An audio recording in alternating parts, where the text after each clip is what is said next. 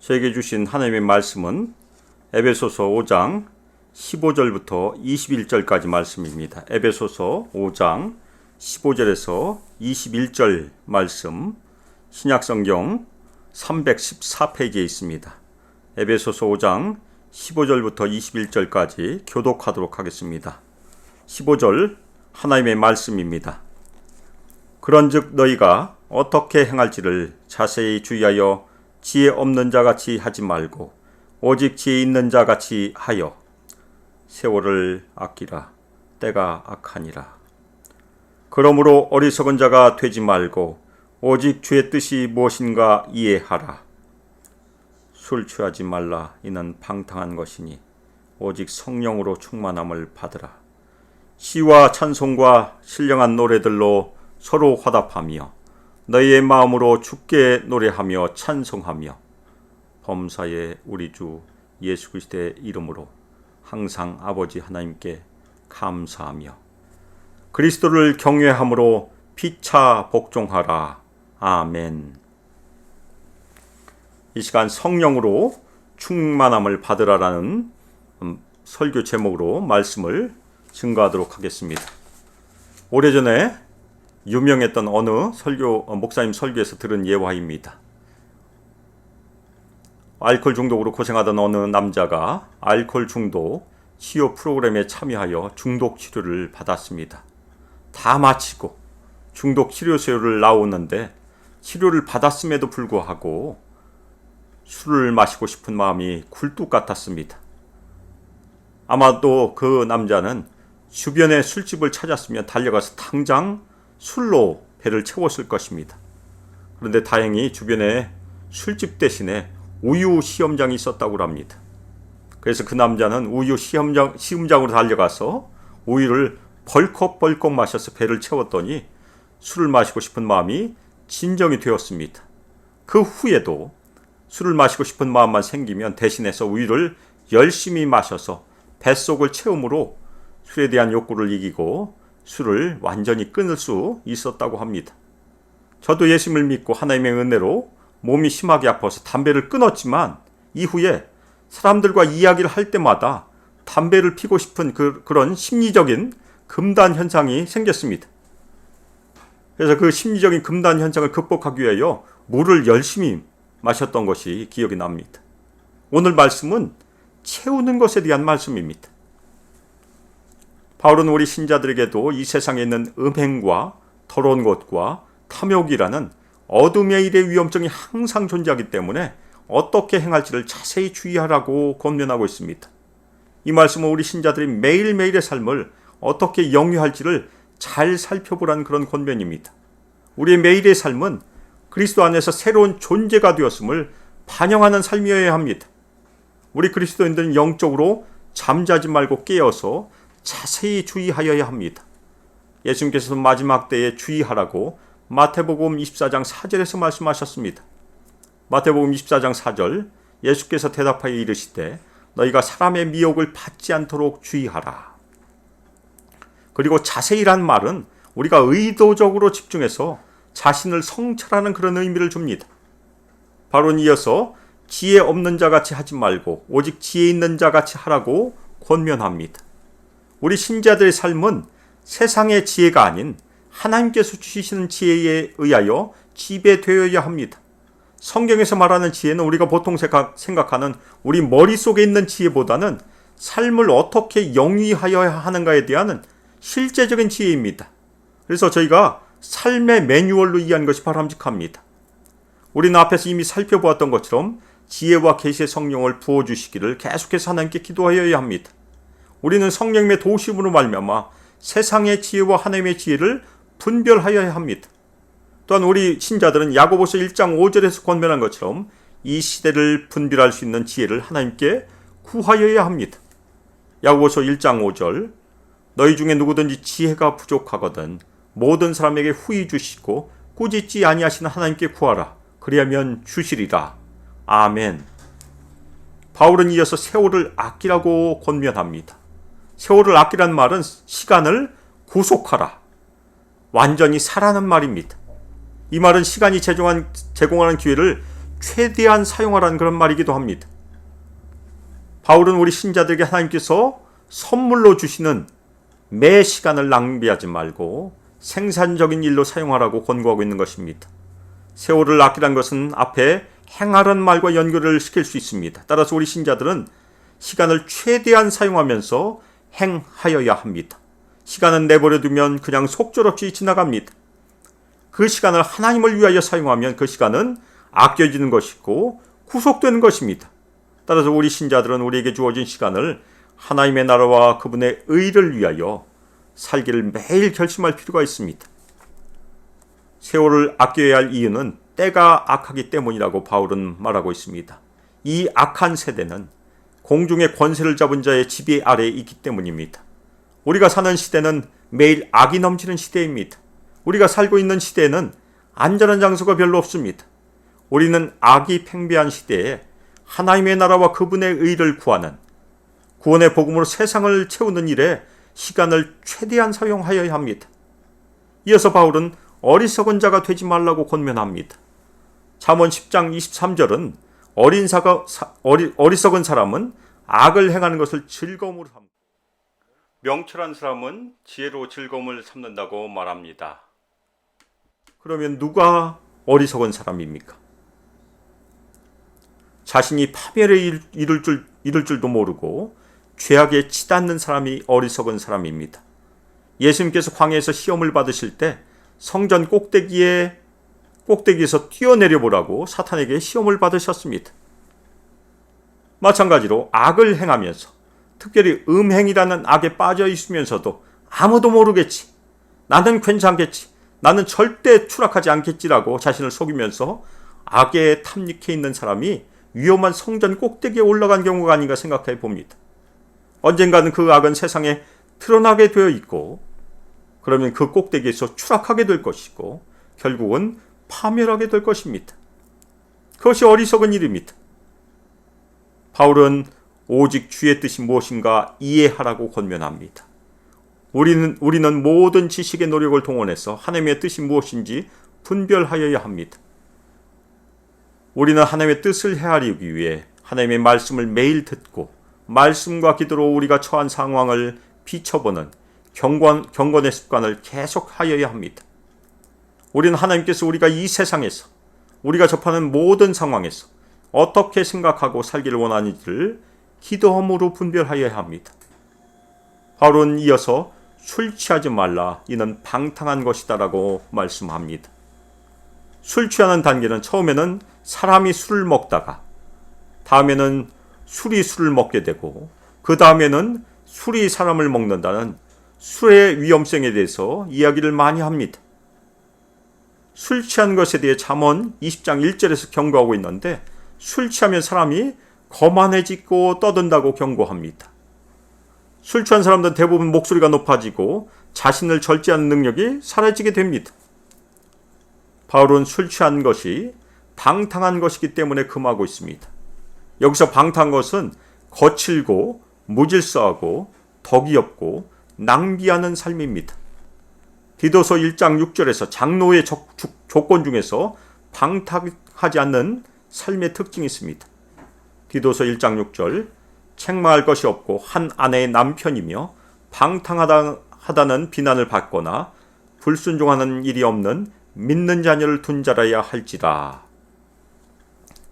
이어서 나눈 감독의 특징에 술을 즐기지 않는 것이 있기 때문에 방탕한 것과 술을 즐기는 것이 역시 연결될 수 있습니다. 따라서 교회의 영적인 지도자들, 목회자나 장로 그리고 안수 집사는 술을 마시는 것을 금하는 것이 당연히 바람직합니다. 바울은 오직 성령으로 충만함을 받으라고 권면합니다. 아멘. 여기서 채워짐은 한 번 채워지는 것이 아니고 계속해서 채워지는 상태를 말해주는 말입니다. 이 말은 우리 신자들이 계속해서 체험을 받아야 할 필요가 있다는 그런 말입니다.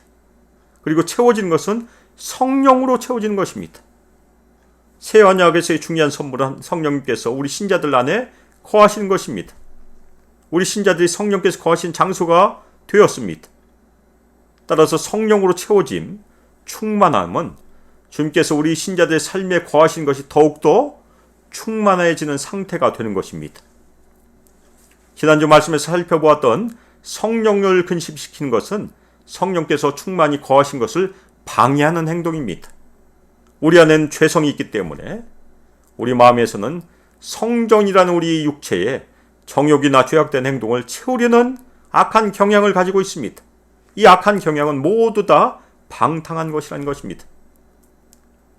반면에 바울은 우리 신자들이 죄된 속성을 버리고 성령으로 채워지기를 권고하고 있는 것입니다.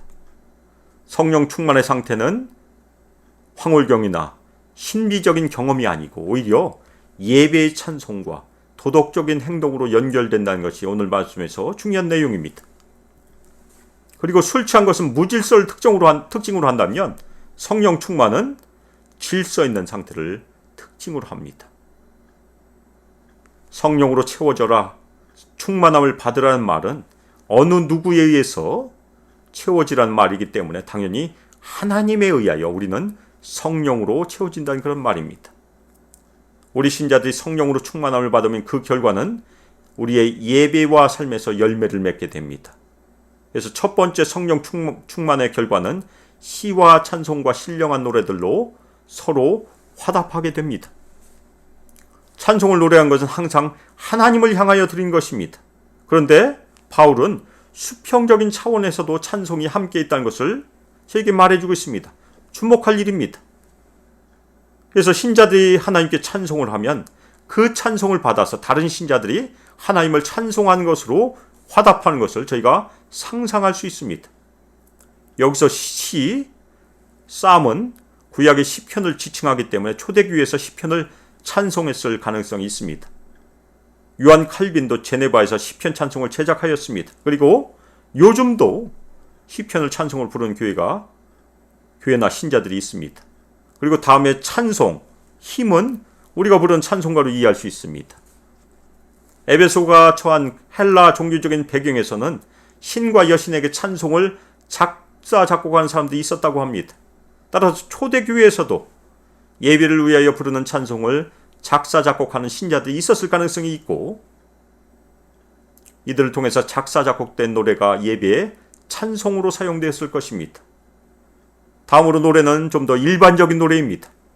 요한계시록에서도 이 말이 몇 번 나오는데 5장 6절에 24장로가 어린 양이신 예수님께 새 노래를 부른다고 할 때 이 말이 사용되었습니다. 요한계시록 5장 9절 그들이 새 노래를 불러 이르되 두루마리를 가지시고 그 인봉을 떼기에 합당하시도다. 일찍이 죽임을 당하사 각 족속과 방언과 백성과 나라 가운데에서 사람들을 피로 사서 하나님께 드리시고. 시와 찬송과 노래란 말은 초대교회 예배에서 여러 형태의 찬송이 불려졌다는 것을 우리가 짐작할 수 있습니다. 여기서 노래를 수식한 수식어가 신령한이란 말입니다. 신령하다 곧 영적이다란 말은 일반 노래가 아니란 얘기입니다. 성령께서 감동을 주신 노래로 저희가 이해할 수 있습니다. 신령하다는 말은 성령의 충만함의 영향으로 신자들이 예배에 부르는 찬송이란 것을 당연히 말해줍니다. 바울은 또 하나 성령 충만의 결과로 우리 신자들의 마음으로 주께 노래하며 찬송하게 된다고 말합니다. 우리 신자들이 시와 찬송과 노래로 하나님을 찬송할 때 입술로만 찬송하는 것이 아니고 마음으로 찬송한다고 말하는 것입니다. 성령 충만은 마음으로 주께 노래하며 찬송하는 것으로 연결이 된다는 말씀입니다. 그리고 이 마음으로는 말은 단지 감정을 싣는다는 말이 아니고 우리 속사람 전체를 동원한다는 그런 말입니다. 따라서 성령께서 인도하시는 예배, 성령 충만의 결과로 이어지는 예배는 우리 속사람 전체가 우리가 가지고 있는 의지와 지성과 감정을 총동원하여 전심을 다해서 하나님을 찬송하는 그런 예배란 말입니다. 초대교회 시절 소아시아의 비도니아 총독이었던 플리니가 AD 109년에 트라잔 황제에게 보낸 서신에 이렇게 기록이 되어 있습니다. 그리스도인들은 정해진 날 새벽 전에 정기적으로 모여 신에게 하는 것처럼 예수님께 존경을 표함으로 번갈아가면서 시를 영창하였습니다. 이어서 성령 충만의 결과가 범사의 우리 주 예수 그리스도의 이름으로 항상 아버지 하나님께 감사한다고 바울은 말합니다. 성령 충만으로 이어지는 우리 신자들의 영적인 삶은 아버지 하나님께 항상 감사하는 삶입니다. 하나님께서 우리 신자들에게 그리스도를 통하여 많은 복을 부어주셨기 때문에 끊임없는 찬양을 받으시기에 합당하십니다. 우리 신자들이 감사해야 될 것은 범사 곧 모든 것입니다. 따라서 성령 충만은 모든 일, 곧 좋은 일뿐만 아니라 좋지 않은 일도 감사함으로 아버지 하나님께 나아갈 수 있게 우리 신자들을 이끌어 줍니다. 요한계시록 11장 17절에는 24장로가 얼굴을 땅에 대고 엎드려 하나님께 경배하며 찬양하는 내용의 감사하옵나니라는 고백이 기록되어 있습니다. 요한계시록 11장 17절 이르되 감사하옵나니 옛적에도 계셨고 지금도 계신 주 하나님 곧 전능하신 이여 친히 큰 권능을 잡으시고 왕노릇 하시도다. 아멘. 우리 신자들은 항상 매일의 삶에서 하나님께 감사하여야 합니다. 아멘. 그리고 우리 신자들이 기도할 때처럼 감사할 때도 주 예수 그리스도의 이름으로 감사하여야 합니다. 우리 신자들은 주 예수 그리스도의 권위 아래에서 삶의 전부를 살아야 하며 그 예수 그리스도께 감사함으로 충성을 다하여야 한다는 말씀입니다. 끝으로 바울은 성령 충만의 결과가 그리스도를 경외함으로 피차 복종하게 되는 것이라고 말씀합니다. 피차 복종한다는 것, 서로 복종한다는 것은 무엇입니까? 신자들의 공동체 삶에서 서로 권위를 양보하는 것을 의미합니다. 피차 복종하라는 말씀은 예수님께서 제자들에게 마가복음 10장 43절 44절에서 크고자 하는 자는 다른 사람을 섬기는 자가 되고 으뜸이 되고자 하는 자는 다른 사람의 종이 되어야 한다는 말씀과 연결이 됩니다. 마가복음 10장 43절 44절 너희 중에는 그렇지 않을지니 너희 중에 누구든지 크고자 하는 자는 너희를 섬기는 자가 되고 너희 중에 누구든지 으뜸이 되고자 하는 자는 모든 사람의 종이 되어야 하리라. 아멘. 그리고 피차 복종하라는 말씀은 우리 신자들은 자신의 권위를 양보하고 더 나아가 다른 사람을 사랑하고 돌보는 것으로 이어져야 한다는 그런 말씀입니다. 그리스도를 경외함으로라는 말은 그리스도께서 우리에게 보여주신 본을 존경하고 따르는 태도를 말해주고 있습니다. 그리스도께서 자신을 부인하시고 다른 사람을 위하여 다 자신을 주심으로 섬기셨던 것처럼 우리 모든 성도들도 우리 자신의 특권이나 이익이나 권위를 다른 사람에게 양보하고 포기하고 서로 사랑으로 섬기라는 그런 권면입니다. 하나님께서는 우리에게 성령으로 충만함을 받으라고 권고하십니다. 아멘입니까? 아멘. 그러면 우리는 어떻게 성령으로 충만함을 받을 수 있을까요? 먼저 하나님께서 우리를 성령으로 충만케 채워주시기 때문에 우리는 하나님께 성령 충만을 위하여 매일 기도하여야 합니다. D.L. 무디 목사님은 성령 충만을 위해서 하나님께 기도할 때 먼저 우리를 비워주시도록 기도하여야 한다고 말씀합니다. 그는 충만하려면 먼저 비워져야 한다고 말하는 것입니다. 따라서 우리가 기도할 때 하나님께서 우리 마음을 거꾸로 뒤집어 주셔서 하나님을 거스른 것을 모두 쏟아버릴 수 있도록 회개할 수 있도록 먼저 기도하여야 한다고 얘기합니다. 그 다음에 비워진 다음에 성령 충만을 위해서 간구하라고 무디 목사님은 권면합니다. 저도 저 개인을 위해서나 우리 소망교회 성도들 위해서 매일 기도할 때 이 순서도 성령 충만을 위해서 기도합니다. 먼저 성령께서 제 안에 숨겨져 있는 죄악을 지적하여 주셔서 회개로 인도하여 주시고 마음을 비움으로 준비시켜 주시길 기도하고 다음으로 성령으로 충만케 채워주시길 기도하고 다음으로 성령의 능력으로 부어주시길 간구합니다. 우리 성도들도 개인적으로 성령 충만을 위해 매일 기도하실 때 이 순서로 기도해 보시길 바랍니다. 마음을 비워주시고 준비시켜 주시고 성령으로 충만케 채워주시고 성령의 능력을 부어주세요. 하나님께 매일 기도하시길 주님의 이름으로 축원합니다. 다음으로 시와 찬송과 신령한 노래로 서로 화답하는 하나님을 찬송하고 예배한 삶이 우리가 이미 살펴보았던 것처럼 성령 충만의 결과로 이해할 수 있습니다. 그런데 또 하나의 해석이 있습니다. 이 또 하나의 해석은 이것이 성령 충만의 도구 혹은 방법이라는 해석이 있습니다. 성령으로 충만함을 받으라는 말씀과 비슷한 말씀을 우리가 골로새서 3장 16절에서 찾을 수 있습니다. 골로새서 3장 16절 그리스도의 말씀이 너희 속에 풍성히 거하여 모든 지혜로 피차 가르치며 권면하고 시와 찬송과 신령한 노래를 부르며 감사한 마음으로 하나님을 찬양하고. 이 말씀을 적용해 보면 우리가 예배 가운데 그리스도의 말씀이 우리 안에 풍성히 거하도록 아멘으로 응답하고 서로 가르치며 권면하고 그리고 시와 찬송과 신령한 노래를 부르며 감사한 마음으로 하나님을 전심으로 찬양할 때 우리 성들의 마음은 뜨거워질 수 있습니다. 우리 공동체 가운데 거하신 성령님의 역사하심으로 우리는 이 예배, 시와 찬송과 신령한 노래로 찬양함으로 전심으로 드린 예배 가운데 우리는 격려를 받을 수 있습니다. 그리고 성령의 능력으로 강건을 받게 되는 성령 충만함을 경험하게 될 수 있습니다. 따라서 성령 충만함과 예배를 통한 말씀과 기도와 찬양은 서로 상호 보완적이라고 저희는 이해할 수 있습니다. 우리가 기도를 통해서 성령으로 충만함을 받으면 당연히 예배 가운데 하나님의 말씀을 기쁨으로 받고 말씀을 하나님을 찬송하고 감사하는 예배를 드리게 될 것이고 그 결과로 삶에서 하나님의 뜻을 잘 분별하여 순종함으로 삶을 드리게 될 것입니다. 반대로 우리의 공적인 예배와 개인적인 예배를 통해서 하나님의 말씀을 기쁨으로 받아 전심으로 하나님을 찬양하고 감사하게 되면 그 결과로 성령으로 충만케 됨을 얻고 기쁨을 회복함으로 순종의 삶을 살 수 있는 격려와 능력을 공급받을 수 있을 것입니다.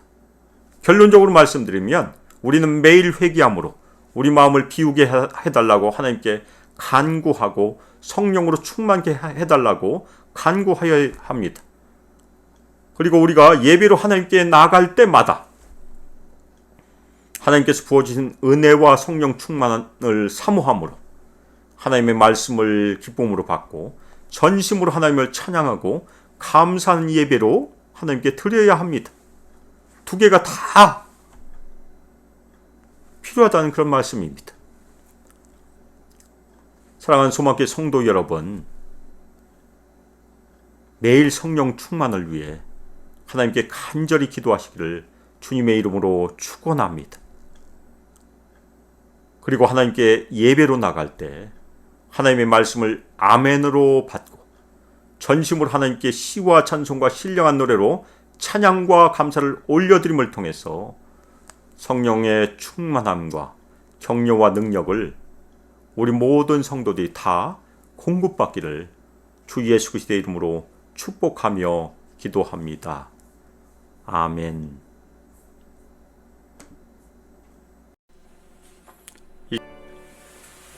이전 주 예수 그리스도의 은혜와 하나님의 사랑과 성령 하나님의 교통하심과 우리에게 권능 부어주심이 회개함으로 마음을 비우고 준비하고 성령 충만함을 간절히 소망함으로 기도함으로 하나님께 나아가 성령 충만함을 받고 또한 성령의 능력을 받아서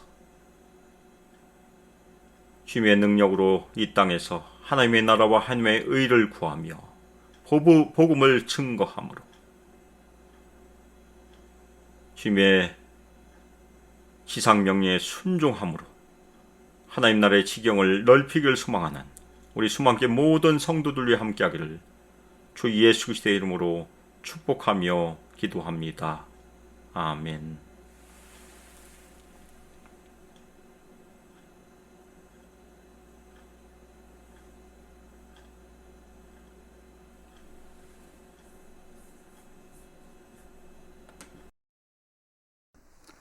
사랑하는 소망교회 성도 여러분, 오늘 말씀 가운데 저희가 함께 나눴던 것처럼 한 주간 기도하실 때마다 하나님께 회개함으로 마음을 비워주시고 준비시켜 주시고 성령으로 충만케 채워주시고 성령의 능력으로 부어주시길 저희가 계속해서 기도함으로 성령 충만함도 받고 성령의 능력도 받으시길 주 예수 그리스도의 이름으로 축원합니다. 한 주간 성령 충만함과 성령의 능력으로 승리하시길 바랍니다. 아멘.